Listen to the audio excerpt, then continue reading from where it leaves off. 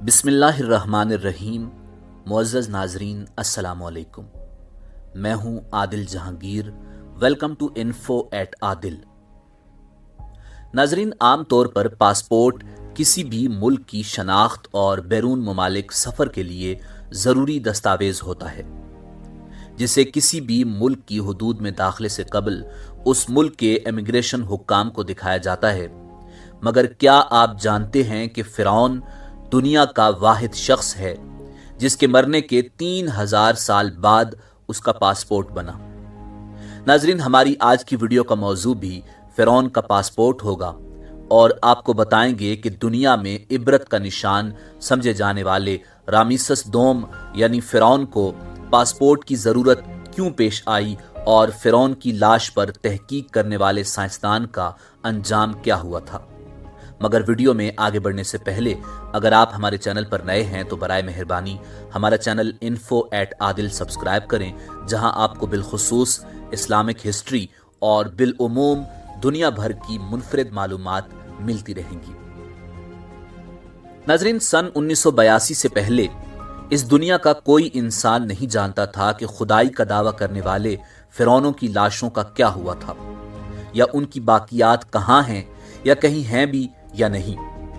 الہامی کتابوں تورات، بائبل اور قرآن مجید فرقان حمید میں اس واقعہ کا ذکر تفصیل سے ملتا ہے کہ حضرت موسیٰ علیہ السلام اور بنی اسرائیل قوم کا پیچھا کرتا ہوا فرعون پانی میں غرق ہو کر اپنی فوج سمیت مر گیا تھا، جبکہ حضرت موسیٰ علیہ السلام اور ان کی قوم کو پانی نے اللہ رب العزت کے حکم سے گزرنے کا راستہ دے دیا تھا۔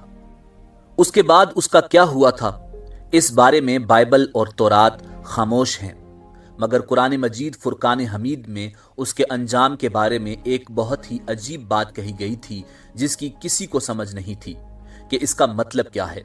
خود مسلمان بھی اس بات کو پڑھ کر آگے گزر جایا کرتے تھے، یہ سمجھے بغیر کہ اس بات کا اشارہ کس جانب ہے۔ سورہ یونس میں فرعون کے مرنے کے بعد اس کا انجام کچھ اس طرح فرمایا گیا تھا: پس ہم تیرے بدن کو سمندر سے نکال کر محفوظ کر لیں گے تاکہ تو بعد میں آنے والوں کے لیے عبرت بن جائے۔ سورہ یونس آیت نمبر 92۔ ناظرین، یہ واقعہ آج سے 3500 سال پہلے پیش آیا تھا۔ فرعون کے ڈوب کر مرنے کے بعد سمندر نے اس کی لاش کو اللہ کے حکم سے باہر پھینک دیا، جبکہ باقی لشکر کا کوئی نام و نشان نہ ملا۔ مصریوں میں سے کسی شخص نے ساحل پر پڑی اس کی لاش کو پہچان کر اہل دربار کو بتایا۔ فرعون کی لاش کو محل پہنچایا گیا۔ درباریوں نے مسالے لگا کر اسے پوری شان اور احترام سے تابوت میں رکھ کر محفوظ کر دیا۔ ہنوت کرنے کے عمل کے دوران ان سے ایک غلطی ہو گئی تھی۔ فرعون کیونکہ سمندر میں ڈوب کر مرا تھا اور مرنے کے بعد کچھ عرصہ تک پانی میں رہنے کی وجہ سے اس کے جسم پر سمندری نمکیات کی ایک تہ جمی رہ گئی تھی۔ مصریوں نے اس کی لاش پر نمکیات کی وہ تہ اسی طرح رہنے دی اور اسے اسی طرح ہنوت کر دیا۔ ناظرین، وقت گزرتا رہا، زمین و آسمان نے بہت سے انقلاب دیکھے جن کی گرد کے نیچے سب کچھ چھپ گیا، حتیٰ کہ فرعونوں کی ہنوت شدہ لاشیں بھی زمین کی تہوں میں چھپ گئیں۔ ان کے نام صرف کتابوں، ان کی تعمیرات اور لوگوں کے ذہنوں میں رہ گئے۔ اس واقعہ کے 2000 سال بعد اس دنیا میں اللہ کے آخری نبی امام الانبیاء جناب محمد الرسول اللہ صلی اللہ علیہ وسلم تشریف لائے۔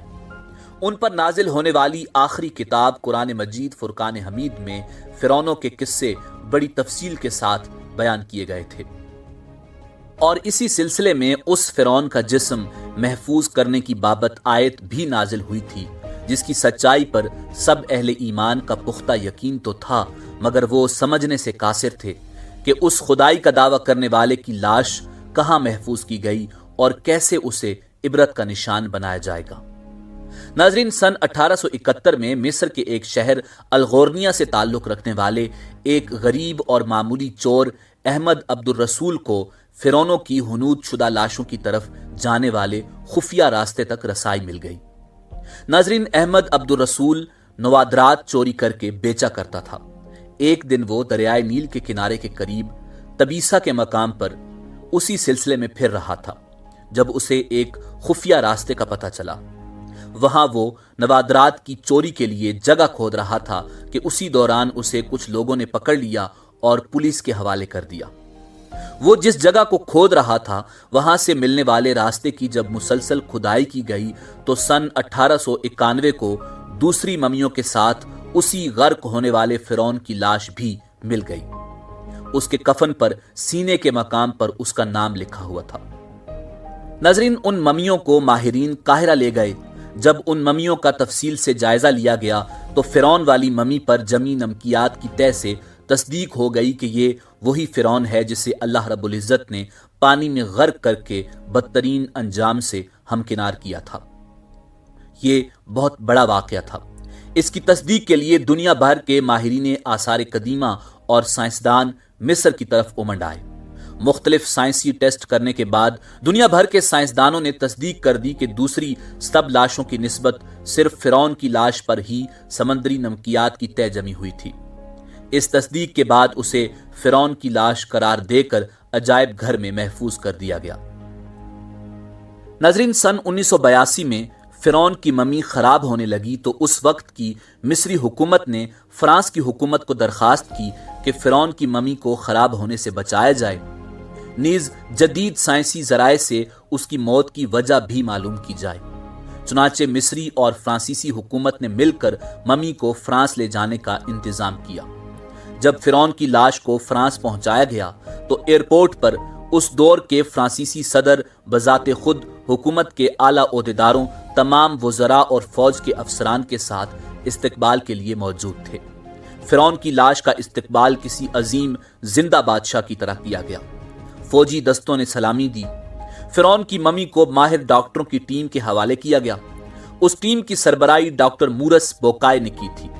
مائکروسکوپ ٹیسٹوں کے ذریعے ممی کے تمام اعضاء کا باریک بینی سے جائزہ لیا گیا تو معلوم ہوا کہ اس کی لاش اور جسم میں سمندری ذرات ابھی تک موجود ہیں اور موت کی وجہ بھی پانی میں ڈوبنے کی وجہ سے ہوئی تھی۔ فرعون دنیا کا واحد شخص ہے جس کے مرنے کے 3000 سال بعد پاسپورٹ بنا۔ فرعون کا پاسپورٹ سن 1974 میں بنایا گیا، کیونکہ فرعون کی لاش کو محفوظ رکھنے کے لیے کچھ مرمت فرانس میں ہونی تھی اور فرانس میں بنا پاسپورٹ کے لاش بھی داخل نہیں ہو سکتی، اس لیے فرعون کا پاسپورٹ بنایا گیا۔ ناظرین، دلچسپ بات یہ ہے کہ فرعون کی ممی کو ہر سال پیرس لے جایا جاتا ہے جہاں اس کے ناخن اور بال تراشے جانے کے علاوہ ضروری مرمت کی جاتی ہے۔ ایک بادشاہ کی موت پانی میں ڈوبنے کی وجہ سے ہو، یہ ڈاکٹر مورس کے لیے حیرت انگیز بات تھی۔ اس نے اس ممی کے بارے میں مزید جاننے کی کوشش کی تو اسے معلوم ہوا کہ اس بادشاہ کی موت کے حالات مسلمانوں کے نبی جناب حضرت محمد مصطفیٰ صلی اللہ علیہ وسلم پر اتری کتاب قرآن مجید فرقان حمید میں تفصیل سے درج ہیں۔ اسے علم تھا کہ جہاں سے یہ لاش ملی ہے وہ ایک اسلامی ملک ہے، چنانچہ تجسس کے ہاتھوں مجبور ہو کر وہ مصر پہنچا۔ وہ ایک سائنسدان تھا۔ اس نے اس معاملے میں مصر کے ہی ایک سائنسدان سے ملاقات کی۔ اس سائنسدان نے قرآن پاک کھول کر اسے سورہ یونس کی آیت 90 تا 92 کا ترجمہ لفظ بلفظ سنایا۔ فرعون کا خدائی کا دعویٰ، اس کا پانی میں ڈوب کر مرنا اور پھر پانی سے نکال کر اس کی لاش کا حنوط ہو جانا اور پھر دوبارہ لاش کا ملنا اور پھر اس کی لاش کو جدید سائنسی دور میں دوبارہ محفوظ کیا جانا، سب کا اشارہ ایک جانب تھا اور بہت واضح تھا کہ تجھے بعد میں آنے والوں کے لیے عبرت کا نشان بنا دوں گا۔ ناظرین، فرعون کی لاش ایسے محفوظ کر کے دنیا کے سامنے لا کر رکھ دی گئی ہے کہ انٹرنیٹ کی ایک کلک پر رسائل و جرائد پر، ٹی وی چینلز پر اور عجائب گھر میں اربوں انسانوں کی آنکھوں کے سامنے قابل ترس حالت میں موجود ہے، عبرت کے لیے، سوچنے کے لیے کہ عبادت کے لائق اور ہمیشہ رہنے والا وہی ہے جو سب کا خالق اور رازق ہے۔ ڈاکٹر مورس نے آیات کا ترجمہ سنا تو اسی وقت پکار اٹھا کہ اللہ سچا ہے، قرآن سچا ہے اور اللہ کا نبی حضرت محمد صلی اللہ علیہ وسلم سچا ہے۔ کلمہ پڑھا اور مسلمان ہو گیا۔ ناظرین، اسی امید کے ساتھ آپ سے اجازت چاہیں گے کہ آپ کو ہماری ویڈیو پسند آئی ہوگی۔ ملتے ہیں بہت جلد ایک نئی تاریخی اور معلوماتی ویڈیو کے ساتھ۔ دیکھتے رہیے info@adil۔ اللہ رب العزت آپ کا حامی و ناصر ہو۔